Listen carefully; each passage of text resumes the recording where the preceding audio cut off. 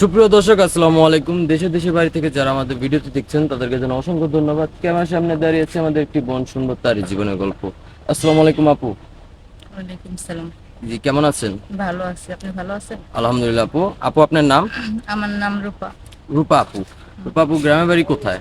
জামালপুর মাদারগঞ্জ। জামালপুর মাদারগঞ্জ। হুম। পরিবার কে কে আছে আপু? আমার পরিবারে কেউ নেই, শুধু আমার মা। মা আছে, ভাই বোন নেই আপনার? না, ভাই বোন নেই, বাবা মারা গেছে। ও আপু, আপনার বয়স কত? আমার বয়স 18। 18 বছর। হুম। আপনি কতটুকু পড়াশোনা করেছেন বাংলা? ক্লাস 8 পর্যন্ত। ক্লাস 8 পর্যন্ত পড়াশোনা করেছেন। জি। আপু, আপনি কি আমাদের ক্যামেরার সামনে কোনো আর্থিক সহযোগিতার জন্য এসেছেন নাকি বিয়ে বসার জন্য? বিয়ে করার জন্য আসছি। বিয়ের জন্য এসেছেন, তো কিরকম মনে মানুষ চাচ্ছেন আপনি? আমি ভালো একজন মনের মানুষ চাই, তার বয়স যেমনই হোক না কেন, তিনি ভালো হলেই হবে। ভালো একটা মনে মানুষ চাচ্ছেন, হুম। তো আপনি কিরকম বয়সের লোককে বিয়ে করতে চাচ্ছেন? তার বয়স যেমনই হোক, আমার তাতে আপত্তি নাই। তার 2টা 3টা বাচ্চা থাকলেও আমি নিজের বাচ্চার মতো তাদেরকে করে দেখে নেব। দেখে শুনে রাখবেন বাচ্চা কাচ্চা। হুম। আচ্ছা আপু, আপনার বয়স তো 18, আপনি কি একটা 50-60 বছরের লোককে বিয়ে করবেন? হ্যাঁ, পারবো, উনি যদি ভালো হয়। আপনার সাথে মানাবে? মানানোর প্রয়োজন নাই, আমার ভালো হলেই হবে। আপনি তো মানিয়ে নেবেন, তাই না? হ্যাঁ, মানিয়ে নেব।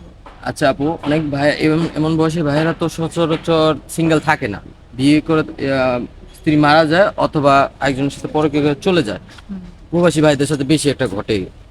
তো আপনি কি অ্যাকসেপ্ট করবেন বিষয়গুলো, হ্যাঁ, নাকি পরে কোনো ঝামেলা হবে? না, ঝামেলা হবে না, মানিয়ে নিতে পারবো। আচ্ছা আপু, যদি এক দু তিনটা বাচ্চা থাকে আপনি অ্যাকসেপ্ট করবেন? হ্যাঁ, আমি অ্যাকসেপ্ট করব। কোনো সমস্যা করবেন না, তাই না, না? কোনো নিজের বাচ্চার সমস্যা মতো করব। দেখবেন। হ্যাঁ, নিজের বাচ্চার মতো তাদের আমি দেব। আচ্ছা আপু, আপনি সংসারে সব টুকিটাকি কাজ পারেন? হ্যাঁ, পারি।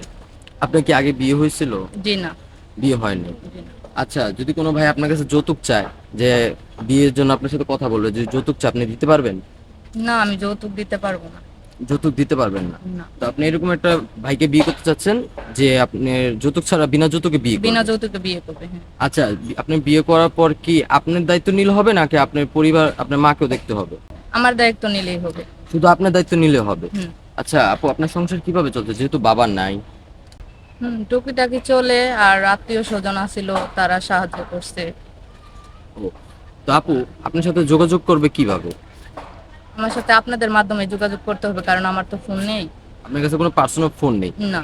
আচ্ছা আপু, সুপ্রিয় দর্শক, ইতিমধ্যে দেখতে পাচ্ছেন স্ক্রিনে একটি নাম্বার। এই নাম্বার ইমো, হোয়াটসঅ্যাপ সব খোলা আছে। কেউ যদি রূপা আপুর সাথে কথা বলতে চান, সরাসরি ভিডিও কলে দেখতে চান, আমাদের সাথে যোগাযোগ করলে আমরা রূপা আপুর সাথে যোগাযোগ করে দিব। কেউ অযথা ভিডিও কল, অডিও কল দিবেন না। যারা ওনাকে বিয়ে করবেন বা বিয়ের কথা প্রস্তাব দিতে চান, তারাই আমাদের সাথে যোগাযোগ করলে আমরা রূপা আপুর সাথে যোগাযোগ করে দিব। আচ্ছা আপু, আপনি নামাজ কালাম পড়েন? জি, পড়ি। 5 ওয়াক্ত পড়েন? জি, 5 ওয়াক্ত নামাজ পড়ি। আচ্ছা, আপনি কোরআন শরীফ পড়তে পারেন? জি, খতম পারি। হয়েছে? হ্যাঁ, পারি। আচ্ছা আপু, যদি কোনো ভাই বিয়ে করার পর আপনাকে বাইরে নিয়ে যায়, আপনি যাবেন? হ্যাঁ, যাব। আচ্ছা, যদি কোনো ভাই যদি তার বাড়িতে পাঠিয়ে দেয়? জি, যাব, কোনো সমস্যা নেই। আচ্ছা, তো আপনি তো গ্রামের মেয়ে, গ্রামের সব কাজ তো পারেন, তাই না? হ্যাঁ, পারি। আচ্ছা আপু, আপনি ভালো থাকবেন, আমরা একটা মনে মানুষ জুগিয়ে দেওয়ার চেষ্টা করবো। আসসালামু আলাইকুম।